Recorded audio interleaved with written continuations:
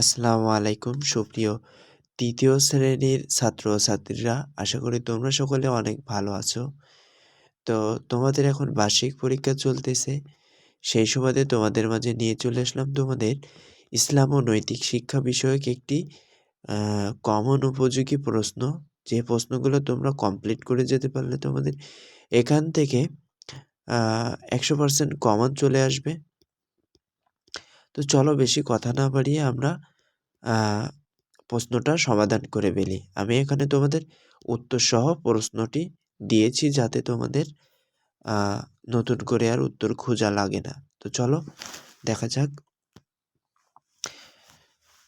তৃতীয় প্রান্তিক মূল্যায়ন 2025 বিষয় ইসলাম ও নৈতিক শিক্ষা, শ্রেণী তৃতীয়, সময় 2 ঘন্টা 30 মিনিট, পূর্ণমার্ক 100। 1 নম্বরে বলছে সঠিক উত্তরটি উত্তরপত্রে লেখো। আমাদের ধর্ম কি? আমাদের ধর্ম হচ্ছে ক ইসলাম। 2 নম্বর, অন্য ধর্মের মানুষের সাথে কেমন ব্যবহার করব? খ ভালো। 3 নম্বর, আল্লাহ তাআলা পৃথিবীর সবকিছু কাদের জন্য সৃষ্টি করেছেন? ফেরেশতাদের জন্য, মানুষের জন্য, জিনের জন্য, শয়তানের জন্য? খ মানুষের জন্য। জীবজগতের সৃষ্টিকর্তা কে? ক আল্লাহ তাআলা। 5, অমুসলিমদের উপর জুলুম করা কি নিষেধ? তারপরে বলছে 6, মদিনার সনদ প্রণয়ন করেছেন কে? উত্তর খ হযরত মুহাম্মদ সাল্লাল্লাহু আলাইহি ওয়াসাল্লাম। 7 নম্বর, অমুসলিম প্রতিবেশী অসুস্থ হলে কি করব? উত্তর খ দেখতে যাব। 8 নম্বর বলছে সূর্যের আলো না থাকলে পৃথিবী বরফ হয়ে যেত। 9 নম্বর বলছে পানির অপর নাম কি? জীবন, অর্থাৎ গ নম্বর অ্যান্সার। 10 নম্বর বলছে অভুক্ত পশু পাখিকে খাওয়ানো সোয়াবের কাজ, অর্থাৎ ঘ নম্বর। এরপরে চলে যাব তোমাদের 2 দাগে বলছে শূন্যস্থান পূরণ করে উত্তরপত্রে লেখো। তো এখানে বলেছে ক আমাদের ধর্ম ড্যাশ ইসলাম। খ কাউকে তার ড্যাশ পালনে বাধা দেব না, ধর্ম। গ পানির ড্যাশ নাম জীবন, অপর। ঘ পৃথিবীর সকল কিছুর সৃষ্টিকর্তা আল্লাহ। আমাদের চারপাশে যা কিছু আছে তার সব কিছু মিলে ড্যাশ প্রকৃতি। চলে যাব 3 নম্বরে, বলছে শুদ্ধ বাক্যর পাশে শুদ্ধ, অশুদ্ধ বাক্যর পাশে অশুদ্ধ লেখো। ক নম্বর বলছে আমরা একে অন্যের সহায়তা করব, এটা শুদ্ধ। অন্য ধর্মের লোকেদের অসম্মান করব, এটা অশুদ্ধ। আমরা অন্যের ক্ষতি করব, এটা অশুদ্ধ। পরিবেশের ক্ষতি করা ইসলামের নিষিদ্ধ, এটা শুদ্ধ। প্রকৃতিকে ভালোবাসা প্রয়োজন নেই, এটা অশুদ্ধ। চলে যাব 4 দাগে বলছে বামপক্ষের সাথে ডান পক্ষের মিলকরণ। প্রতিবেশী, এখানে বলছে প্রতিবেশী যে ধর্মেরই হোক তার সহযোগিতা করব। এখানে আমি তোমাদের ডাইরেক্ট উত্তর তুলে দিয়েছি, তোমরা এইটা মুখস্থ করে যাবে, ঠিক আছে, যে কোনটার সাথে কোনটা হবে। তো দেখো ক বলছে প্রতিবেশী যে ধর্মেরই হোক তার সহযোগিতা করব।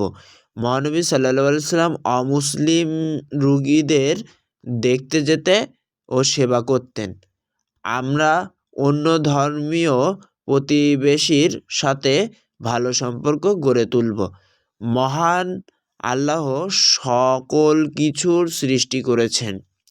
আমাদের চারপাশে যা আছে তার সব কিছু মিলে প্রকৃতি। চলে যাব এবারে 5 দাগে হচ্ছে অল্প কথায় উত্তর দাও। এখানে আমি তোমাদের প্রশ্নের সাথে উত্তরও দিয়ে দিয়েছি। ধর্মীয় সম্প্রীতি কি? ধর্মীয় সম্প্রীতি হলো জাতি, ধর্ম, বর্ণ নির্বিশেষে সবার সাথে মিলেমিশে শান্তিতে বসবাস করা।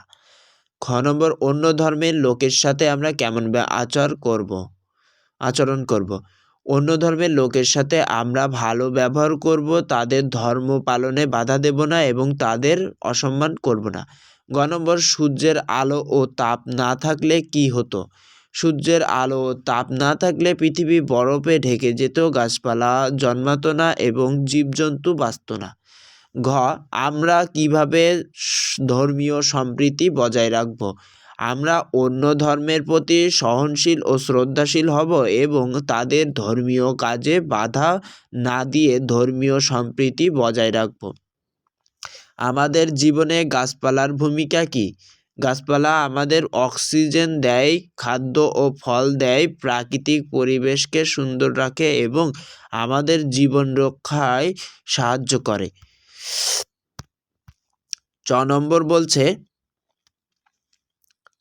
মদিনা সনদের গুরুত্ব বুঝিয়ে লেখো। মদিনা সনদ ছিল একটি লিখিত চুক্তি যার মাধ্যমে মদিনার মুসলিম ও অমুসলিম সব ধর্ম ও গোত্রের মানুষ শান্তিতে বসবাস করার অঙ্গীকার করেছিল। এটি বিশ্ব ইতিহাসে প্রথম লিখিত সংবিধানগুলোর মধ্যে একটি এবং শান্তি ও সহাবস্থার উদাহরণ। 6 নম্বর বলছে সমাজে শান্তি ও সমৃদ্ধির জন্য কি প্রয়োজন? সমাজে শান্তি ও সমৃদ্ধির জন্য মানুষের মধ্যে ভালো ব্যবহার, সহযোগিতা, ধর্মীয় সম্প্রীতি, দয়া ও সততা প্রয়োজন। তোমাদের বর্ণনামূলক প্রশ্ন, এখানে তোমাদের 5টি লিখতে হবে, হয়তো 5টিতে হয়তো 50 মার্ক। তো দেখো, ক বলছে মহানবী সাল্লাল্লাহু আলাইহি সাল্লাম ভিন্ন ধর্মের মানুষের প্রতি কীরূপ ব্যবহার করতে বলেছেন? মহানবী সাল্লাল্লাহু আলাইহি সাল্লাম ভিন্ন ধর্মের মানুষের প্রতি ভালো ব্যবহার, সহনশীল, মানবিক ও সহানুভূতির সাথে আচরণ করতে বলেছেন। তাদের ধর্ম পালনে বাধা দিতে নিষেধ করেছেন, এমনকি অসুস্থ হলে দেখতে যেতে বলেছেন। খ, ভিন্ন ধর্মের মানুষের প্রতি আমরা প্রকাশশীল আচরণ কেন করব? ইসলাম আমাদের শেখায় যে আল্লাহ সব মানুষকে সৃষ্টি করেছেন, তাদের প্রতি ভালো আচরণ করা নৈতিক দায়িত্ব এবং এর মাধ্যমে সমাজে শান্তি ও ভালোবাসা বজায় থাকে। এটি ইসলামের উদারতার শিক্ষা। গ নম্বর অমুসলিমের কারণে ভূমি অপবিত্র হয় না। মহানবী সাল্লাল্লাহু আলাইহি সাল্লাম এই কথাটি বুঝিয়ে লেখো। এই উক্তিটি দ্বারা বোঝানো হয়েছে যে শুধুমাত্র ভিন্ন ধর্মাবলম্বী হওয়ার কারণে কোনো স্থান অপবিত্র হয়ে যায় না। তুমি আল্লাহর সৃষ্টি এবং এটি সবার জন্য। মানুষ হিসেবে সবাই সমান এবং পবিত্রতার মানদণ্ড ধর্মীয় বিশ্বাস দিয়ে নির্ধারিত হয় না। ঘ নম্বর বলছে প্রকৃতিতে মহান আল্লাহ তাআলা আমাদের কি কি নিয়ামত রেখেছেন? আল্লাহ প্রকৃতিতে আমাদের জন্য অগণিত নিয়ামত রেখেছেন, যেমন অক্সিজেনপূর্ণ বাতাস, সূর্যের আলো ও তাপ, সুপিয়ে পানি, গাছপালা, ফল ফসল, পশু পাখি ইত্যাদি, যা ছাড়া আমাদের জীবন ধারণ করা অসম্ভব।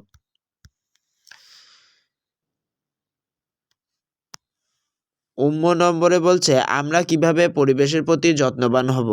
আমরা গাছ লাগিয়ে পরিবেশ পরিষ্কার রেখে, অপচয় না করে, পশু পাখির প্রতি দয়া দেখিয়ে এবং পরিবেশের কোনো ক্ষতি না করে পরিবেশের প্রতি যত্নশীল হব। মানুষের সাথে জীবজগতের সম্পর্ক কি? মানুষ ও জীবজগৎ পরস্পরের নির্ভরশীল। মানুষ খাদ্য ও নানা প্রয়োজনে জীবজন্তুর উপর নির্ভর করে, আবার মানুষ পরিবেশ রক্ষা করে জীবজগৎকে বাঁচিয়ে রাখতে সাহায্য করে। তাদের উভয়ের সহাবস্থা প্রকৃতির ভারসাম্য বজায় রাখে। তো 3য় শ্রেণীর শিক্ষার্থী বন্ধুরা, এই ছিল আজকের ভিডিও। তো তোমরা তোমাদের পরীক্ষার জন্য খুব ভালোভাবে প্রিপারেশন নাও, আর এই প্রশ্নটা একবার সুন্দরভাবে পড়ে যাও। ইনশাল্লাহ এখান থেকেই তোমরা তোমাদের কাঙ্ক্ষিত প্রশ্নটি কমন পেয়ে যাবে। তো সকলে ভালো থাকবে আর আমার চ্যানেলটা সাবস্ক্রাইব করে দিবে, যাতে তোমাদের পরীক্ষার সকল বিষয়ের আপডেট সবার আগে তুমি পেয়ে যাও। ঠিক আছে? আল্লাহ হাফেজ।